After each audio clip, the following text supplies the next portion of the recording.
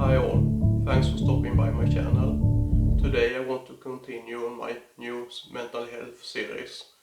In this episode I will go over different types of anxiety. Here is an overview. 5 major types of anxiety disorders. General anxiety disorder, obsessive compulsive disorder, panic disorder, post-traumatic stress disorder, social anxiety disorder, and of course other specific phobias, and also some of the differences between a panic attack and an anxiety attack. So this is a continuation of my first video on anxiety.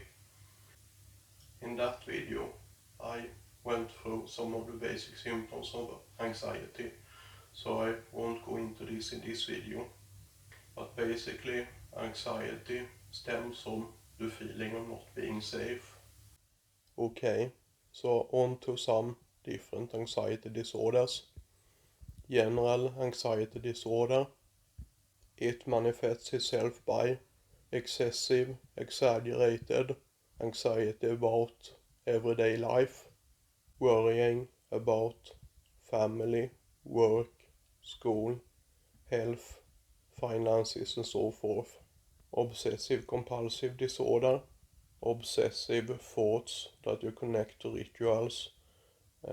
So you can think a lot about something and you need to complete the ritual, or else the anxiety becomes worse. So it's a type of fight to regulate anxiety all the time.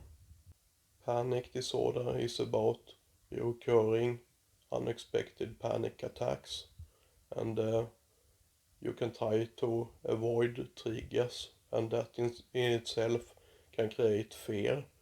So you try to avoid everything because you are afraid to get a panic attack.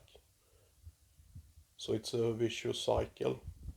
Social anxiety is connected to other people, so it can create a lot of problems in the workplace or in school or with friends. Then it's post-traumatic stress disorder. It is connected to one or many traumas. If it's connected to many traumas over a long period of time, it's often called complex PTSD or CPTSD. It can be connected to psychological, emotional, physical and sexual traumas. And also there are phobias like fear of height, flying, enclosed spaces or open spaces, for example. That is just a few, there's many more. Differences between panic attacks and anxiety attacks.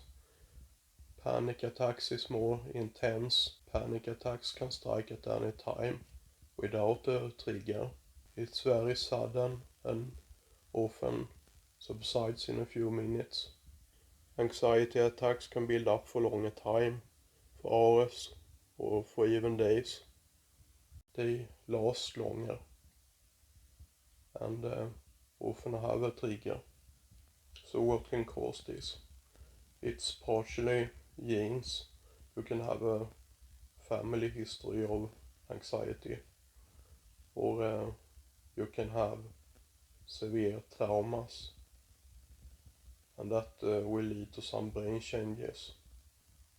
You can have an anxious personality type, or you can have a lot of stress in your professional or personal life. That can lead to brain changes. For example, the amygdala, that is responsible for regulating fear and feelings and thoughts of anxiety, can be overactivated, so you get easily triggered and stronger emotional responses. And there are several different ways to work on this. I will go through a couple of them in the next video about anxiety. Thanks for watching. I hope you find the content interesting. If you do, please hit like and subscribe. See you next time. Thanks. Bye.